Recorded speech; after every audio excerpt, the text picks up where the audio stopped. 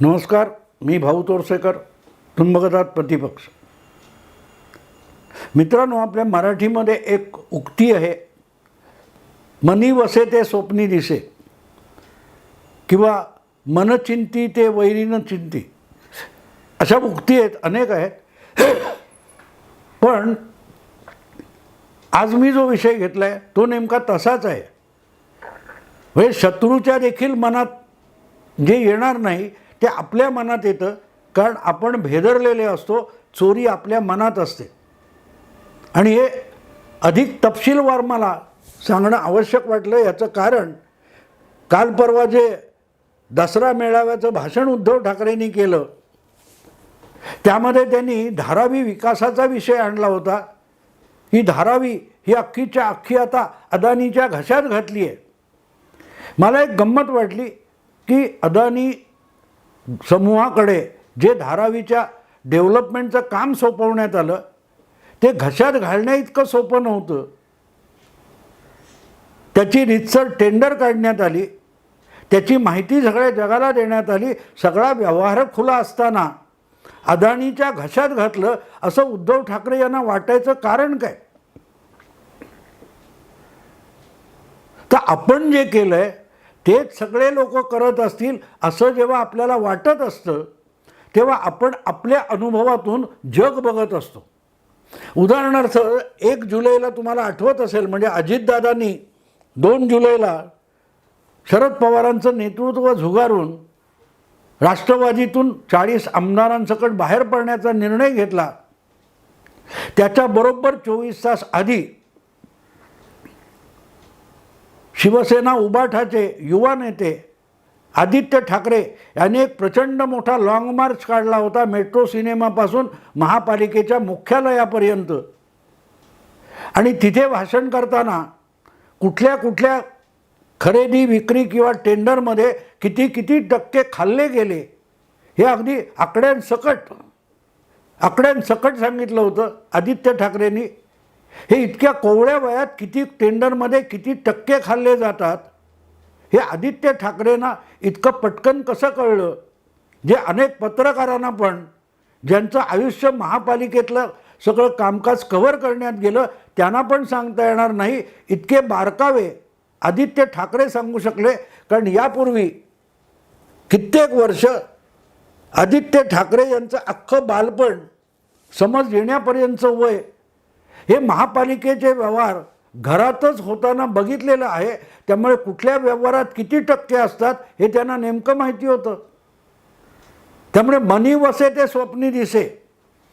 आपण जे बघितलं, घरात अनुभवलं, तेच गेल्या 1.5-2 वर्षामध्ये प्रशासकीय कामामध्ये किंवा महाराष्ट्रात नवीन मुख्यमंत्री आल्यानंतर त्यांच्या अधिकारामध्ये दिली गेलेली कामं, घेतले गेलेले निर्णय, याच्यात पण तशीच टक्केवारी असणार असं आदित्य ठाकरे यांना वाटणं बिलकुल स्वाभाविक आहे.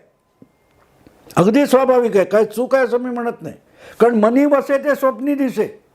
अरे, तो घेऊन गेला, सत्ता माझ्याकडे असती, माझेच वडील मुख्यमंत्री असते तर ही सगळी टक्केवारी आपल्याकडे आली असती.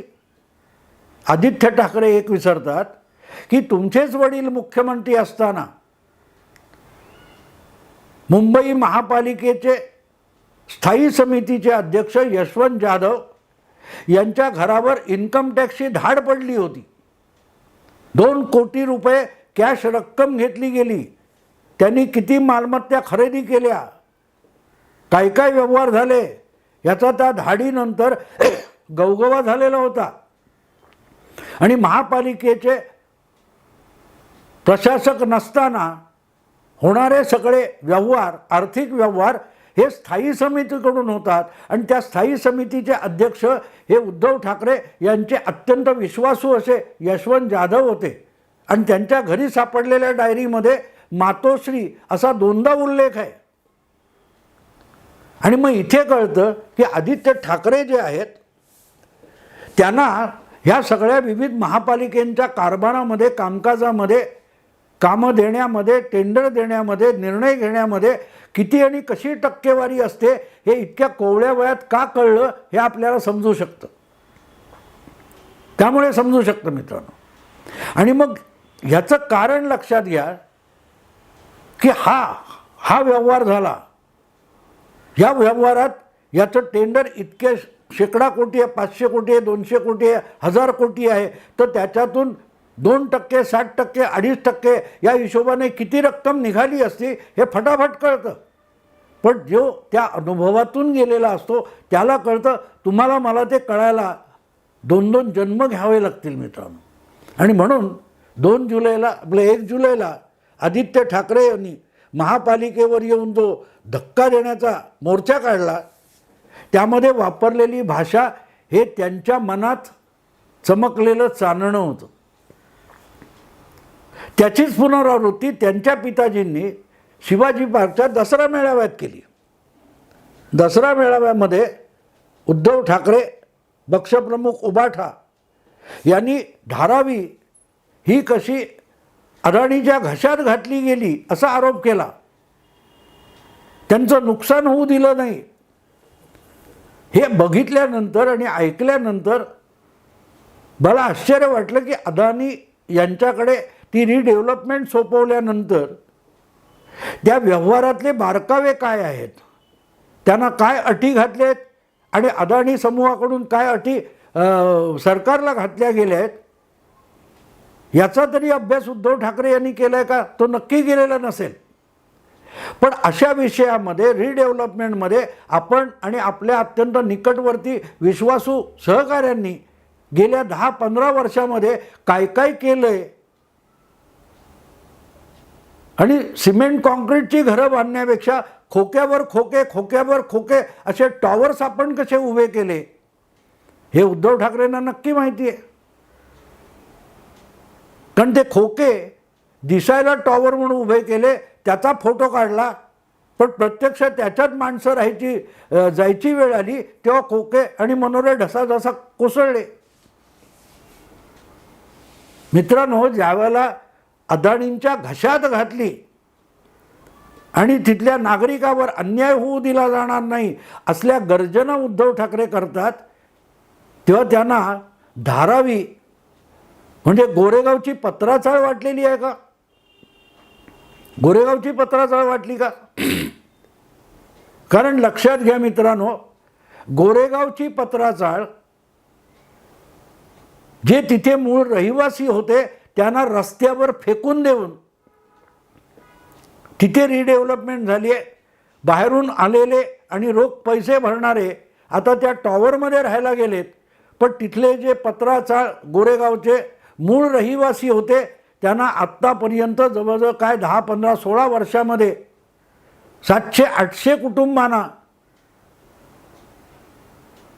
पुनर्बांधणी झालेलं घर मिळू शकलेलं नाही.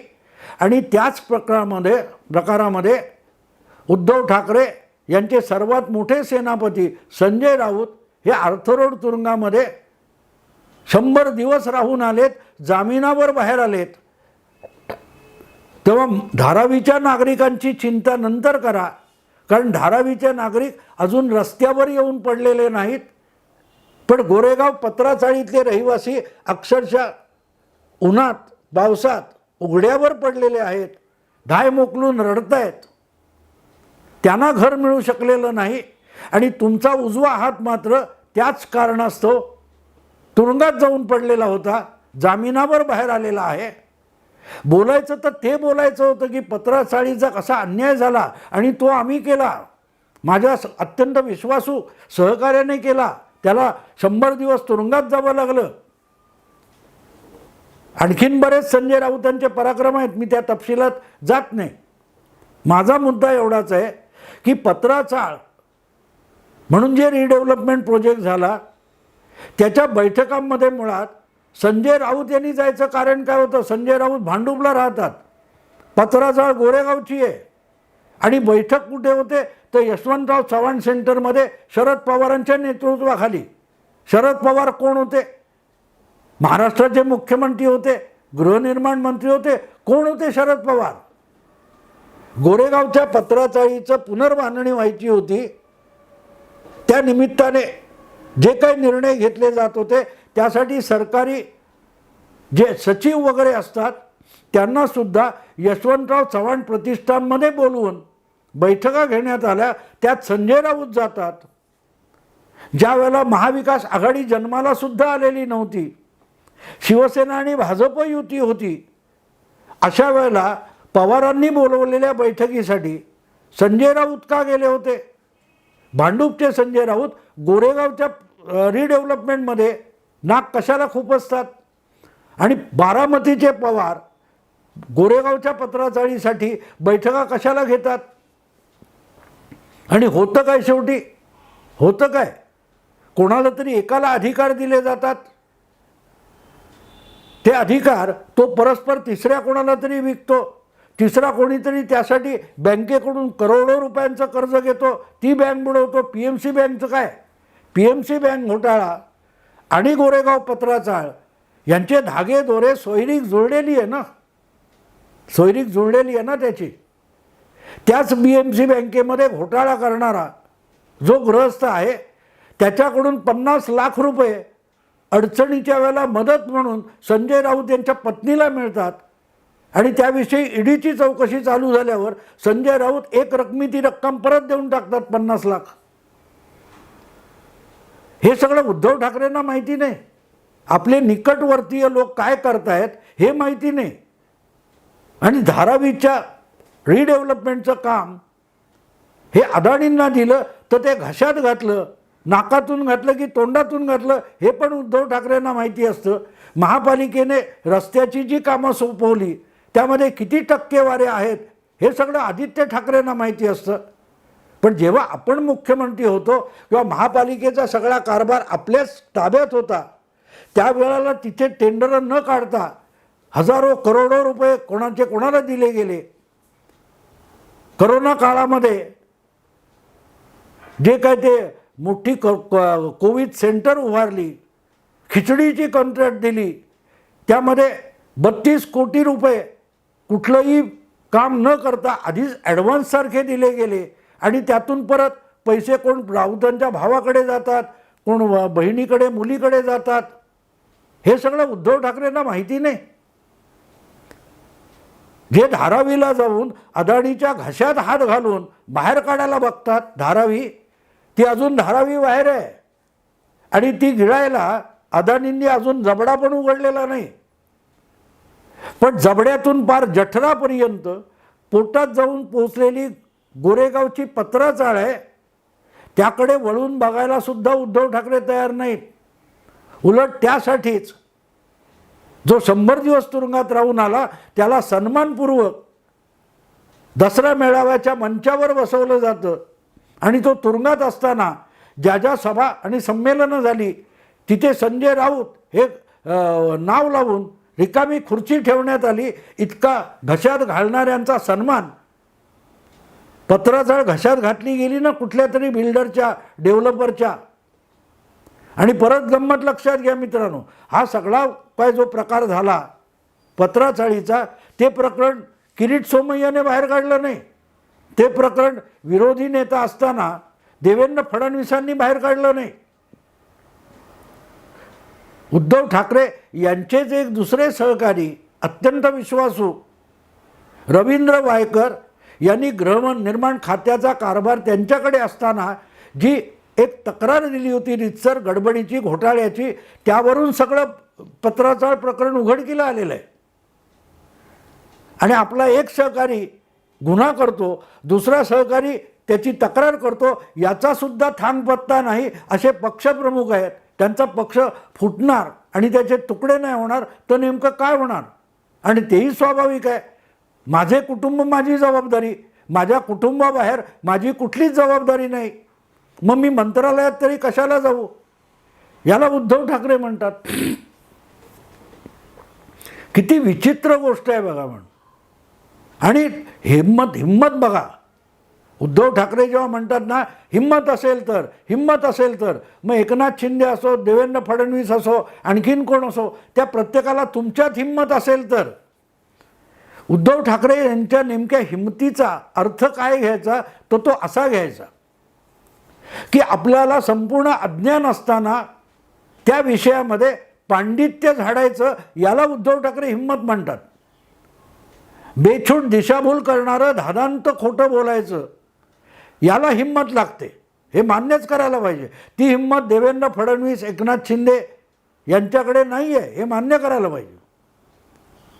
मुद्दा असा आहे की अदानींच्या घशात घातली धारावी असं म्हणायचं तर अदानींच्या घशामध्ये आजपर्यंत अनेक गोष्टी घातल्या गेल्या. ते अगदी मुंद्रा बंदर तिथून अदानींचे मोठे प्रोजेक्ट सुरू झाले, इन्फ्रा प्रोजेक्ट. ते मुंद्रा बंदर आज चांगलं उभं आहे, चांगलं चालतंय. देशातले अनेक रस्ते, विमानतळ, रेल्वे स्थानकं यांची रिडेव्हलपमेंटसुद्धा अदानी ग्रुपकडे देण्यात आली आणि ती उभारून चालूसुद्धा शकलेली आहेत. दिवाळखोरीत गेलेले अनेक प्रोजेक्ट अदानी कंपनीने आपल्या डोक्यावर घेतले आणि चालवून दाखवलेले आहेत. उद्धव ठाकरे आणि त्यांच्या सहकाऱ्यांचा पराक्रम काय तर 700 मराठी कुटुंबांना पिढ्यानुपिढ्या जिथे ते राहिले वाढले त्या घरातून बेघर करून रस्त्यावर आणून टाकलं आणि कुठच्या तरी बाहेरच्या लोकांच्या घशात ती गोरेगावच्या पत्राचाळीची जमीन घातली. अनेक जण त्या मराठी कुटुंबातले आषाढभूतपणे वाट बघत बघत मरून गेले. पहिले काही वर्ष त्यांना पर्यायी कुठे वास्तव्य करायचं तर भाडं मिळत होतं, आता ते सुद्धा मिळत नाही. इतक्या लोकांचे शाप लागतात ना, तेव्हा ते शाप तुम्हाला बाधतच असतात, भोगावेच लागत असतात. अदानीच्या घशात घातलं तर घशात जाऊ देणार नाही. अरे तुम्ही ज्यांच्या घशात घातले त्यात हात घालून ते बाहेर काढा. त्या 700 पत्राचाळीतल्या कुटुंब जे आहेत, देशोधडीला लागलेली आहेत, त्यांच्या डोक्यावर एक सावली निर्माण करा. जेव्हा त्याचा भबरा झाला तेव्हा तात्पुरता एक समारंभ आयोजित केला होता. जितेंद्र आव्हाड हे गृहनिर्माण मंत्री होते, त्यासाठी एक देखावा निर्माण केला. पुढे काय झालं? पुढे काय नाही झालं, सरकारच कोसळलं. आणि म्हणून उद्धव ठाकरे यांना एक सांगावं असं वाटतं की जसं तुम्ही समजता तसं नाही आहे. तुमच्या अनेक सहकाऱ्यांनी सुरू केलेले आणि धूळ खात पडलेले अनेक लहान मोठे गृहनिर्माण प्रकल्प रिडेव्हलपमेंटचे मुंबईमध्ये आहेत. 2.5 वर्ष मुख्यमंत्री असताना त्याला चालना देण्याचा सुद्धा प्रयत्न तुम्ही केला नाही. ज्या वरळी मतदारसंघामधून तुमचे चिरंजीव निवडून आले त्या वरळीच्या कोळीवाड्याला त्या काय तो सागरी सेतू मार्ग वगैरे तिथे ते त्यांच्या मच्छीमाराच्या बोटी जर पुलाखालून खोल समुद्रात जाण्यासाठी जाणार येणार असेल तर त्याच्यामध्ये 2 खांबामधलं अंतर वाढवा ही मागणी एक दिवस ढुंकून पण तुम्ही बघितली नाहीत. जी नवा मुख्यमंत्री आल्यानंतर 4 महिन्यात तो विषय निकाली लावू शकतो, 8 महिन्यामध्ये. आणि तुम्ही अदानीच्या घशात काय गेलंय बघताय. तुम्ही कोणाच्या घशात काय काय घातले ते सुद्धा जरा सांगा, बघा, तपासा. त्याचे आरोप होतात, त्याला उत्तर तरी द्या. किरीट सोमय्याने केलेल्या आरोपाला तुम्ही एकही आरोपाला उत्तर देऊ शकलेला नाही. पण त्यांनी केलेल्या आरोपावर कारवाया सुरू झाल्या. तुम्ही केलेल्या कुठल्याही आरोपाला शेंडा बुडका नसतो, त्याची चौकशीसुद्धा तुम्ही वेगवेगळे अधिकारी नेमलेत तरी होऊ शकली नाही, कारण त्याला काही आधारच नव्हता. आणि आतासुद्धा अदानीच्या घशात घातलं हा सुद्धा तितकाच बोगस बिनबुडाचा आरोप आहे, बिनबुडाचा आरोप आहे. तेव्हा उद्धव ठाकरे एक गोष्ट लक्षात घ्या, ही धारावी म्हणजे गोरेगावची पत्राचाळ नाही आहे. ही उचलली, कोणाच्या तरी घशात टाकली आणि त्याच्या बदल्यात आपला भाऊ, बायको किंवा मुलं यांच्या नाव्यावर खात्यात पैसे गुपचूप वळवून घेतले, असं प्रकरण नाही आहे. देशाच्या कानाकोपऱ्यात अदानी नावाची कंपनी काम करते आणि कुठलंही काम बुडीत गेले, नुकसानीत गेले असं झालेलं नाही. अगदी आंतरराष्ट्रीय कारस्थान करून त्यांच्या कंपनीचे शेअर कोसळण्याचा प्रयत्न झाला, तो सुद्धा त्यांनी व्यवस्थित हाणून पाडला आणि परत एकदा अदानी कंपनीचा शेअर बाजारात तेजीत चालतोय. ते आपण कोणाशी टक्कर घेतो हे पण लक्षात घ्यावं. आणि परत एकदा सांगेन की धारावी ही गोरेगाव पत्राचाळ नाही आहे. मित्रांनो, आता इथेच थांबतो. आवडलं लाईक करा, शेअर करा, सबस्क्राईब करा. नमस्कार.